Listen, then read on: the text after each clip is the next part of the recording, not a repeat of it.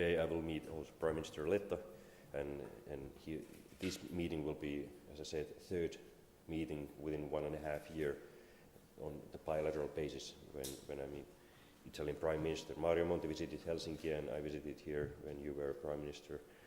So it tells that we are united and we have to find solutions together for common challenges. I also want to thank Istituto Affari Internazionali for inviting me to this event. It's a great honor to be here and not only to speak but also to discuss about Europe's future.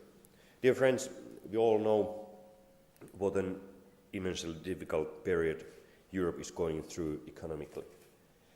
Clearly some member states are hit harder than the others. Italy is in historic recession. But we are all suffering. My own country, Finland, lost 8% of our GDP just in 1 year, in year 2009. Europe's economies are slowly beginning to look stronger, but we still have a long way to go. There are two issues or two words which I would like to underline in my speech, which are also the issue which I would like to concentrate on when talking about future of Europe. The first word is competitiveness, and the second word is fair integration. So competitiveness and fair integration. Those are the issues which I'm going to touch upon in my speech today. In Finland, but probably also in other countries, it has become fashionable to blame the EU for all the troubles. People are quick to say that what they don't want from Europe. We have been concentrating on telling each other what we don't want from Europe.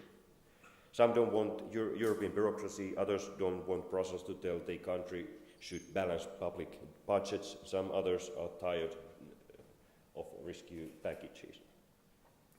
There are basically three reasons why the EU is being blamed. First, populism, because populism is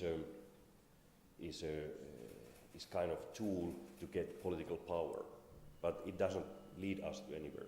The second is that sometimes it's easy to blame Brussels because it is too difficult to do necessary